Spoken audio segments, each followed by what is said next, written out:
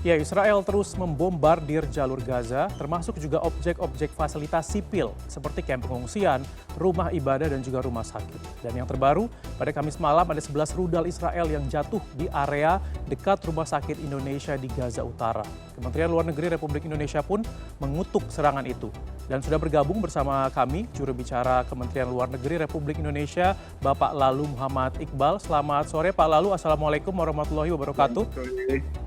Assalamualaikum warahmatullahi wabarakatuh. Waalaikumsalam warahmatullahi wabarakatuh. Waalaikumsalam. Pak Lalu, ini kita tahu tadi malam ada 11 roket Pak yang ditembakkan Israel dan jatuh dekat sekali jaraknya dengan Rumah Sakit Indonesia. Bisa diinformasikan Pak saat ini kondisi bangunan dan juga kondisi area sekitar rumah sakit seperti apa Pak? Dan juga para pengungsi di dalamnya tentunya dan juga para pasien. Sejak awal pemerintah Indonesia memang menaruh perhatian yang sangat serius kepada situasi kemanusiaan. Presiden maupun Menlu selalu memberikan fokus pada situasi kemanusiaan.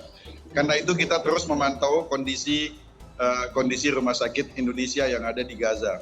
Kemarin memang kita mendapat laporan bahwa sekitar 11 malam waktu Gaza ada serangan 11 roket, tapi memang serangan itu bukan ke rumah sakit, serangan itu ke daerah yang sangat dekat dengan rumah sakit.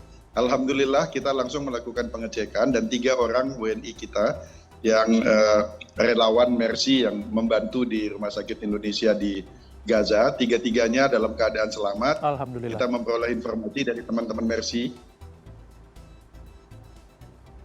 Halo, gimana? Kedengaran suaranya? Kedengaran Pak, jadi alhamdulillah 3 WNI yang berada di sana sudah terkonfirmasi dalam keadaan sehat gitu ya Pak. Ini komunikasinya seperti apa Pak?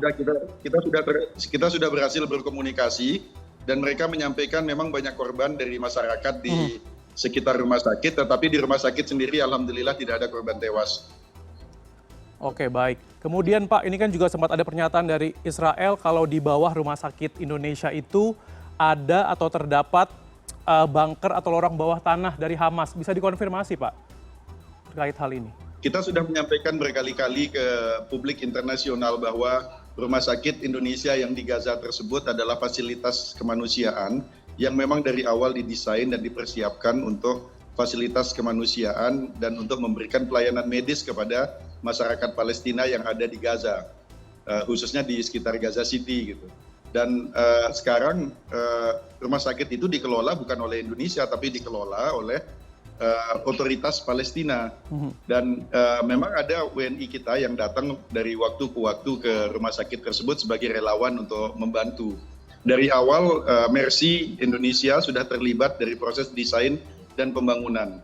Dan kita sudah tahu bahwa dari awal tidak ada intensi sama sekali untuk menjadikan rumah sakit itu untuk fasilitas yang lain selain untuk isu kemanusiaan. Itu sudah kita tegaskan kepada publik internasional. Baik, kemudian juga Pak Lalu, ini kita tahu Kementerian Luar Negeri juga sudah mengeluarkan pernyataan gitu ya, mengutuk tentunya serangan yang berlangsung tadi malam di dekat dengan Rumah Sakit Indonesia. Bagaimana kemudian Pak sikap dari pemerintah kita terhadap dengan serangan yang terjadi tadi malam? Kita konsisten bahkan dari hari pertama, dari hari awal konflik kita konsisten, pemerintah Indonesia mengutuk segala serangan yang dilakukan ke fasilitas-fasilitas sipil karena itu bertentangan dengan hukum humaniter. Itu bertentangan dengan hukum perang, dengan hukum humaniter. Jadi kita mengkritik segala upaya yang mentargetkan warga maupun ke objek-objek sipil, apalagi objek itu adalah objek kemanusiaan seperti ambulans, rumah sakit yang pada saat ini banyak menjadi sasaran serangan. Praktis saat ini rumah sakit yang masih aktif di Gaza tinggal 2, yaitu Rumah Sakit As-Shifa dan Rumah Sakit Indonesia. Sementara jumlah korban yang dirawat itu semakin banyak. Rumah Sakit Indonesia pun dari kapasitas 300, saat ini melayani hampir 1.300 pasien di rumah sakit tersebut. Gitu. Jadi kita menyampaikan mengutuk dengan in the strongest term gitu, serangan yang dilakukan terhadap area sekitar rumah sakit tersebut. Gitu. Justru kita sekarang mengharapkan ada penghentian konflik. Konflik harus berhenti sesegera mungkin dan dibuka akses kemanusiaan seluas-luasnya sehingga korban-korban dapat dirawat, dapat diberikan perawatan, treatment yang sepantasnya. Oke, baik, terkait dengan tadi treatment kemanusiaan yang diberikan, kita tahu bantuan dari pemerintah Indonesia yang pertama sudah dikirimkan dan terakhir sudah sampai. Ini bagaimana Pak update-nya? Apakah distribusinya sudah bisa didistribusikan dan apakah akan ada bantuan berikutnya Pak ke Gaza dari pemerintah Indonesia? Kita mendapatkan konfirmasi bahwa bantuan untuk Gaza yang tahap 1 sudah mulai bergerak ke arah Gaza saat ini dan sesuai dengan arahan Presiden agar kita terus mengumpulkan dukungan dan bantuan untuk saudara-saudara kita di Palestina, khususnya di Gaza. Kita saat ini sedang mempersiapkan untuk batch kedua dari bantuan kemanusiaan untuk saudara-saudara kita di Gaza. Tapi kita belum memutuskan tanggal berapa akan diberangkatkan karena ada kesulitan sedikit, ada notam atau note to airmen dari pemerintah Mesir yang saat ini melarang mendaratnya pesawat komersial atau pesawat kargo sipil di Bandara Al Aris. Sehingga kita sedang mencari solusi supaya kita tetap bisa membawa bantuan-bantuan tersebut ke Gaza melalui airport Al Aris.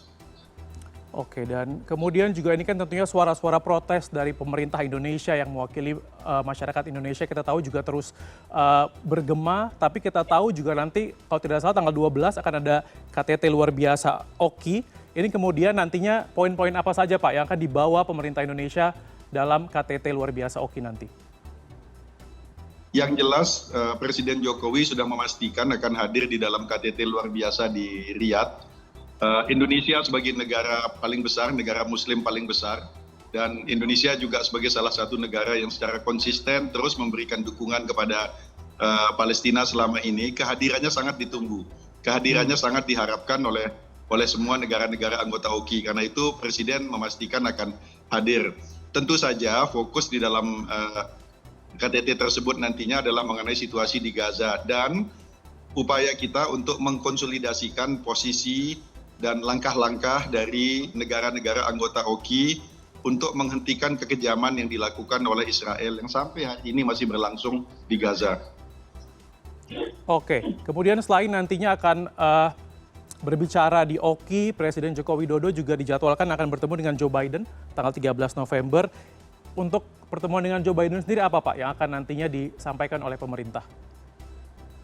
Sudah dapat dipastikan karena pertemuan dengan Joe Biden itu akan berlangsung tanggal 13 dan itu berarti back to back dengan KTT OKI. Tentu saja Presiden pada pertemuan nanti akan menyampaikan posisi Indonesia di dalam isu Israel Palestina khususnya Gaza ini. Beliau juga akan menyampaikan hasil-hasil kesepakatan negara-negara OKI di dalam KTT luar biasa. Ini adalah saat yang tepat bagi Presiden Jokowi mewakili negara Islam terbesar di dunia untuk menyampaikan keprihatinan dan sekaligus mendorong Amerika Serikat untuk bersikap lebih konstruktif dalam isu ini. Sebagaimana kita ketahui bahwa Dewan Keamanan PBB sampai sekarang tidak bisa mengambil sikap karena ada beberapa negaranya yang memveto upaya-upaya untuk membuat resolusi Dewan Keamanan PBB untuk mengambil langkah di dalam isu Gaza ini. Saya kira ini saat yang tepat untuk menyampaikan posisi kita. Baik, tentunya kita doakan nanti ya Pak, pertemuan ini bisa menghasilkan satu terobosan atau satu kebijakan untuk segera adanya gencatan senjata di Gaza, Palestina. Kemudian terkait juga dengan WNI, kita akan lakukan semua upaya. Baik Pak. Kemudian juga Pak terkait dengan WNI, kita tahu tadi disampaikan ada 3 WNI relawan yang masih berada di sana. Selain 3 WNI ini, apakah masih ada warga negara Indonesia lainnya Pak yang berada di Gaza ataupun di Palestina yang belum dievakuasi? Total ada 6 WNI yang saat ini ada di Gaza. 3 orang adalah satu keluarga Pak Hussein. Hari ini kita melakukan upaya ekstraksi. Mohon doanya mudah-mudahan upaya hari ini berhasil. Hari ini yang jelas upaya itu terus kita lakukan. Ibu Menlu terus berkomunikasi secara intens 24 jam dengan berbagai pihak yang memiliki aset di Gaza dalam rangka mengupayakan 3 orang ini bisa segera dievakuasi. 3 lainnya adalah relawan Mercy yang mereka sudah memutuskan untuk tidak ikut program evakuasi ini karena mereka memutuskan untuk ikut membantu di Rumah Sakit Indonesia upaya-upaya kemanusiaan. Namun demikian kita tetap juga menjaga komunikasi dengan 3 orang WNI relawan ini dan memantau situasinya. Oke, nah ini Pak terkait dengan komunikasi tadi dengan para relawan, dengan para WNI yang ada di sana, komunikasinya sejauh ini seperti apa Pak? Memang tidak mudah komunikasi dengan warga kita di sana karena eh, saluran internet itu kadang-kadang off, kadang-kadang on, kadang-kadang off baik karena serangan maupun kadang-kadang off karena di-jam oleh pihak-pihak tertentu di sana. Jadi selagi kita bisa komunikasi, kita terus upayakan komunikasi. Sejauh ini kita masih terus komunikasi meskipun kadang-kadang terhambat. Baik, kemudian Pak, lalu ini selain di Gaza, kekerasan juga dilaporkan meningkat terus di tepi barat. Apakah ada WNI Pak yang tinggal di wilayah tepi barat dan bagaimana kondisi mereka saat ini? Sudah ada komunikasi? Kita memantau kondisi WNI kita baik yang berada di tepi barat, di Gaza maupun di Lebanon Selatan itu hampir tiap hari. Tiap jam kami melakukan komunikasi dengan warga negara Indonesia tersebut, membuat proyeksi apa yang mungkin terjadi dan antisipasi apa yang harus kita lakukan.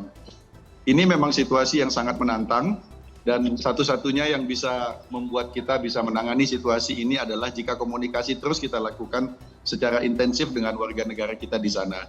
Dalam beberapa kesempatan bahkan kita membrief mereka. Kalau skenario terburuk tiba, maka ini langkah-langkah kontingensi yang harus kita ambil.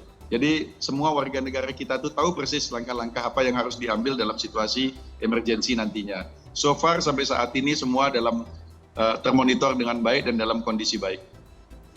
Baik Pak, lalu tentunya banyak sekali doa ataupun harapan dari masyarakat Indonesia nantinya yang akan dititipkan oleh teman-teman Kemenlu dan Pak Jokowi, dan semoga nanti hasil pertemuan Oki, kemudian pertemuan dengan Joe Biden ini bisa membuahkan satu langkah konkret gitu ya Pak untuk adanya gencatan senjata dan berakhirnya perang di Gaza Palestina. Baik, terima kasih Bapak Lalu Muhammad Iqbal, juru bicara Kementerian Luar Negeri Republik Indonesia atas waktunya untuk CNN Indonesia Connected. Selamat kembali beraktivitas Pak.